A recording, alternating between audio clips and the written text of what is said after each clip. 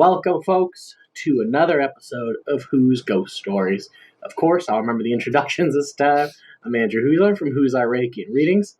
We've got Professor Alex Wheaton, paranormal enthusiast, and our research expert, Sean, over here. Today is a very Erie-centric episode. We are talking about the old Crowley Mansion. This is another place I knew nothing about until I was researching places to visit for our first sets of places. The reason it did not get put into that group is I am not entirely sure if the site is public property or not, so it wasn't worth the risk. Right. I'm not getting arrested trying to take a video of a ghost. Before we dive into this, what is the actual address for the old Crowley Mansion? Do we know? I found coordinates. So the location of it was the corner lot of East Lake Road and Wallbridge. Okay. So if you're familiar with where the firehouse is out there, yeah, it's right across the street. Interesting. So you were right near where Sam had her wedding reception. Yeah, right across the street. It's right where two of my uncles live. It's like I know that area. That's how, because heck, Andrew knows. Like I lived in that area for most of my life, so it's like I'm very familiar with that area. So that's just like, where is the actual? Yeah, that empty location? lot there. That's it'd be on. Okay, if you're facing north, it's on the west side of Wallbridge. Yeah, talk to your uncles, get us an in to get on the lot, or at least find out from, hey, does anyone actually own that? And if they say no, we'll be there the next day. I'll look into that one, but okay. No, so big family in Erie history, but they've got a pretty dark past. At least that property does. We'll go ahead and pass it off to Sean. So the old Crowley Mansion is one of the first haunted buildings ever being documented in Erie, PA. The mansion no longer stands, but it was the home of one of the first pioneering families to settle in Erie, PA. The mansion was built by Thomas Crowley, who immigrated from Ireland in 1821. Thomas and his younger brother Michael would go on to be two of the richest landowners in the region throughout the 1800s, and would go on to build St. Patrick's Church. Thomas would go on to have a son named Bartholomew in 1813. Bartholomew was a groundskeeper at the mansion and would go on to live his entire life in the mansion. Tragedy struck in 1893 when Bartholomew, who was 80 years old, and his daughter Mary were attacked by a group of men attempting a robbery. Mary was locked in her room upstairs while the men beat and choked Bartholomew. When he refused to cooperate, he was doused in oil and lit on fire. While Bartholomew would survive this attack for an additional 4 years, his daughter would die from injuries after attempting to escape out the second-floor window. Ooh, Alex. Ooh. After Bartholomew's death, a new family purchased the home. It is said that the newlywed couple was taken over by a negative energy, and the two argued incessantly. The husband would be diagnosed with typhoid, but he was expected to recover as long as he stayed away from salt. The wife, fueled by her negative feelings, decided to feed the husband large quantities of salt, causing him to painfully pass around midnight. Legend has it that the husband would return every night at midnight, slamming doors and breaking plates, as well as knocking over a china cabinet. The wife was said to have left shortly after, and no family that moved in would stay long.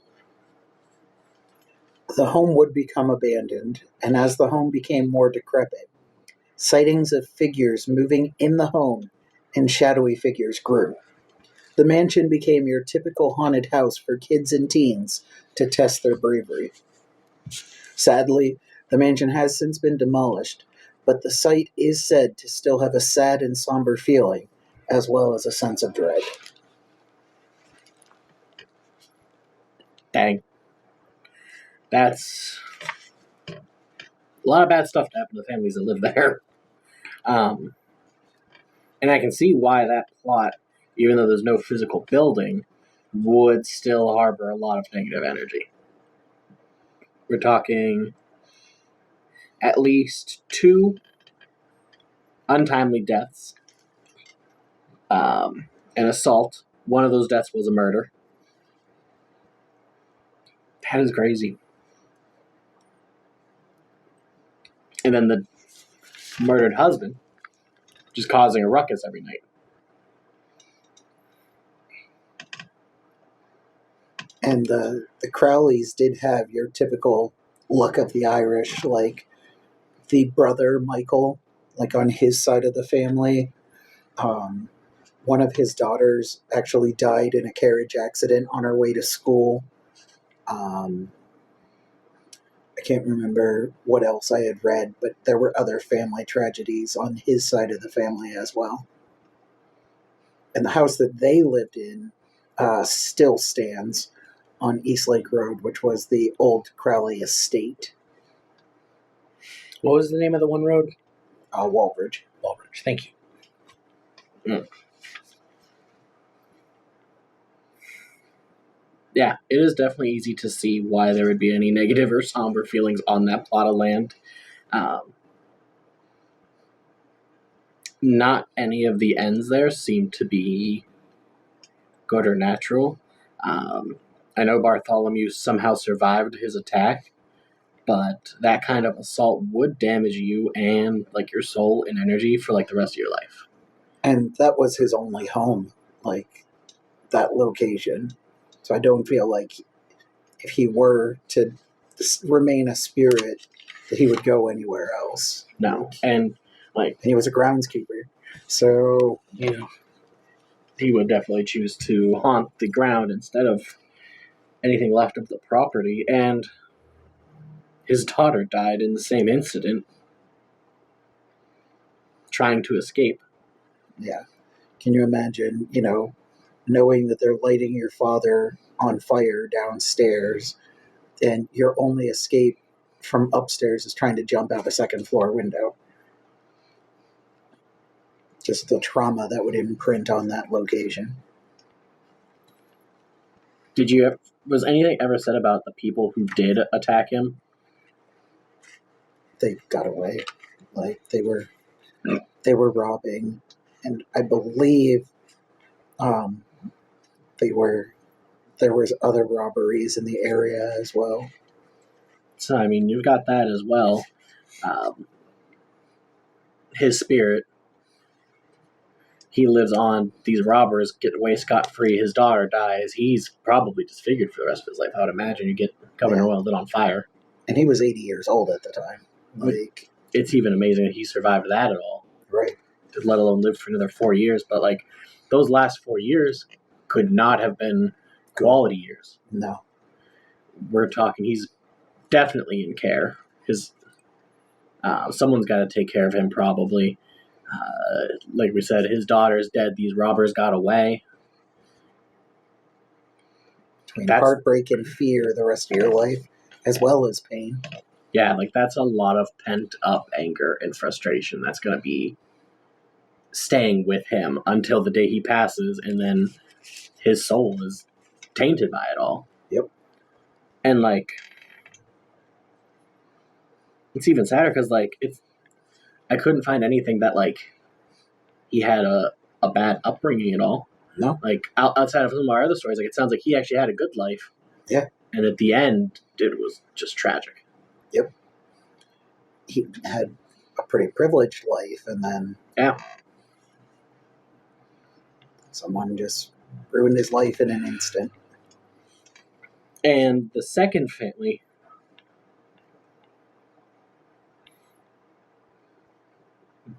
reminds me of like the Amityville Horror. Yeah. Mm-hmm. When the new married couple moved into the house, started arguing, which is typical if you've got that much negative energy in a place, it will start to affect you like that. But then it's crazy that husband was going to recover from his typhoid, and the wife just straight up murdered him with salt. Does that count as assault? I think it does. And like with that, like you get into, I mean, I'm sure it happened at the time. Well, I don't know if it happened at the time. Depends on the courts and everything, the public opinion. But like you get into the debate, like with the Amityville Horror, was it really the negative spirits or energy around her, or did she just snap? And like, I could definitely see her being affected by the energy of this place. Do you know if Bartholomew lived out the rest of his life in the house, or It didn't say, but it also didn't say that he ever moved. Like, from the sounds of the attack, it made it sound like he was just on fire, and like the house wasn't on fire. Because he probably lived out his days there. Nursing homes weren't really a thing at that time, so... I was thinking too, and he still would have been pretty well off. If he needed help, he could pay to have people. When was the house demolished? Didn't say. Yeah, and I don't think any of the stuff I read. I couldn't find anything saying when it was demolished. Because I pulled up the property in Street View. Mm-hmm. And, like, for the most part, the land has recovered whatever was once there. Right. Because there apparently used to be a driveway to the house, and that's overgrown. I'll say, well, so there is a driveway that leads to the garage area, which is next door. So I wonder if that was partially taken from it. But you can definitely see, like, there might have been a driveway on the side on actual Walbridge Road and things like that. But looking at the property itself, I'd be interested to know if the location next door is the owner of the property now. Because we were talking about if it's public or if it's owned. Right. Simply seeing that there is a driveway that goes and leads to that building next door. But I was thinking, because I grew up in this area, I'm trying to remember if when I was younger, if there was a house there at the time or not. From the sounds of it, it was still there in the 50s. Like, I saw that in the 50s there was a book about haunted places around the area and how that was a common haunt.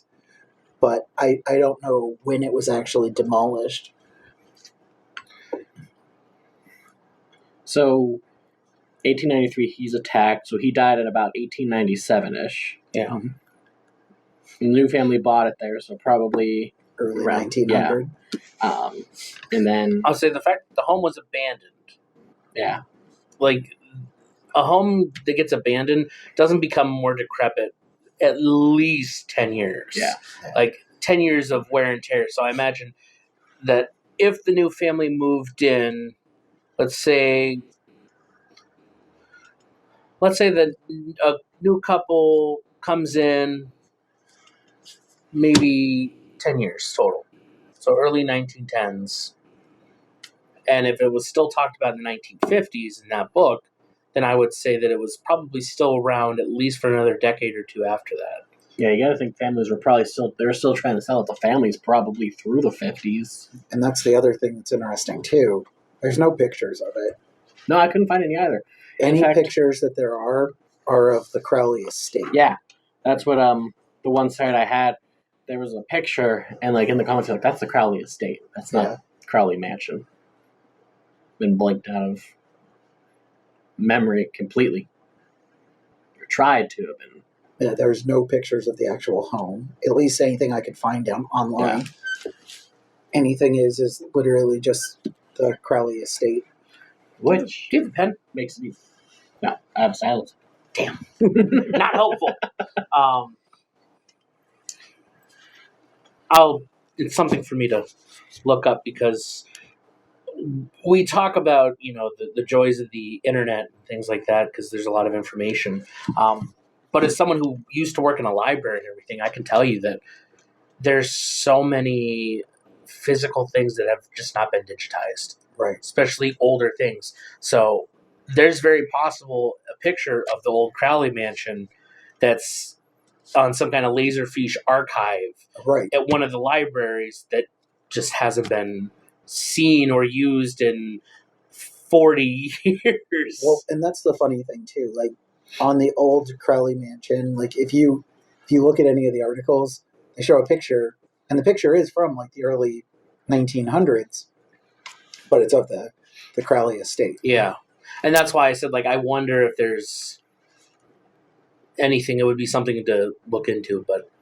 Oh, totally would be. Especially if we were thinking about trying to go to the area, it would definitely help to know what the house roughly looked like evenly. Well, and even closure for the spirit. If he was a groundskeeper, he was proud of how the house looked. Mm-hmm. Letting people see how beautiful the house was. Yeah, and like you said, it was his only home, so I mean, just living there, working there, like it was his pride and joy. Yeah. And then just to see it abandoned over time probably just added to whatever negative energy he still had. Right. Falling apart for decades and decades until someone just leveled it. Yeah. But I don't expect this place would have any happy vibes. No. If anything, best case scenario would be neutral. Yeah. But just like seeing the two major instances are huge negative ones, I don't see how there could be any happiness there. Since, especially because those were the ends. Right. Like, it's not like something bad happened in the beginning, but there was a full happy life afterwards. These were two bookends. And then the families after the wife that murdered her husband, no families wanted to stay there long at all. I could definitely see that not wanting to even be a welcome environment, which Bartholomew was probably not welcome to having people in the house anymore. No. He just wanted people gone. Strangers were in his house, his whole world came crashing down. Yeah. And that's probably exactly how he viewed it. And the couple just fed off the negative energy and eventually led to murder, which was another negative spirit in there that's wrecking the house, which Bartholomew probably wasn't happy about him. No. Yeah. So, I mean, this is definitely one of those ones where, like, there's just layers of negative energy, and they're all just feeding into the next layer. Yeah, definitely. So if we were able to go to that plot, what would you expect? A couple orbs. I'm imagining possibly black in color, just being realistic and honest. At least maybe one black. But I definitely, as you kind of said, it's not a happy energy there. Yeah, I kind of lean into the orbs as well. One thing I was thinking about was they mentioned, shadowy figures and that in the house. I kind of lean towards less those being like a shadow person or anything like that, and like this actually being squatters, further disrespecting this place. Oh, 100%. And I feel like that would only add to more negative energy, so I would definitely assume orbs. No, for sure, especially if the house is abandoned and no one's buying it, there's definitely going to be squatters and homeless people making their way in there, and it's just making it worse. One thing that would be interesting to know would be, so the wife whose husband died, she left. Would the husband's spirit have followed her to continue tormenting her, or would he have stayed behind in the house? That was essentially his final resting place. It'd be interesting to see. I mean, because if there were two black orbs, I would say he obviously stayed. Well, because the daughter died there too. So if there was like two, he's possibly there. Three, I'd say he's definitely there. Because, I mean, one of the things that happens with spirits is, yes, generally they do haunt the place where, they're stuck. But the fact that they had such a connection, not only was she the one that murdered him, but they were married, it's very likely he could have followed her. Yeah. Especially... She wasn't heard of again. Like, at least not here. No, and, like, I could totally see him, if he's not stuck there, like, being the driving rage of, I'm just going to torment you. Yeah. Everywhere she moved was just a catastrophe. Anytime you try to sleep, I'm going to uncover you. Yeah. And it's really sad, because it sounds like until he was attacked, everything was going as well as it could be. Yeah. And I'm sure his daughter would have taken over the place after him, and we're looking almost at like a different Watson Curtis Manson, like house turned into a museum, or Millionaire's Row downtown, where this house is still in pristine condition. Yep. Being well lived in. Instead, it's, An empty field. went from pride to just grass. A literal potter's field. Yeah. It'd be interesting to see where Bartholomew was eventually buried at. If he would have been taken to Erie Cemetery, or if he just would have been laid to rest on his property. Because, as we know from our other stuff, there would have definitely been a centralized Erie Cemetery. There was also the smaller, there's the one on East Lake Road. Yeah. I would probably bet he would be buried there, since that was Closer. their land, basically. Definitely more questions. But it's a fascinating tale, a sad tale. I think it would be cool if we could to go check out the property. I don't know if we'll ever be able to, just because ownership, we don't know Right. who would own it. And I don't think if you own a property and this is out there, I don't think you really want people, one, trespassing on your property, but I don't think you're going to be willing to give much permission to people to come stomp around your property. Because, like I said, I never heard of this. So, I mean, you get someone out there looking at it and popping it back up, and now you got more people wanting to come out. So we may never be able to take a chance, depending who owns it. Nobody may be able to take a chance, but definitely doesn't sound like a happy plot of land anymore. No, not at all. I think that does it for this episode on the old Crowley Mansion. Come back next time. We'll investigate some more. Thanks, guys. Stay in the light.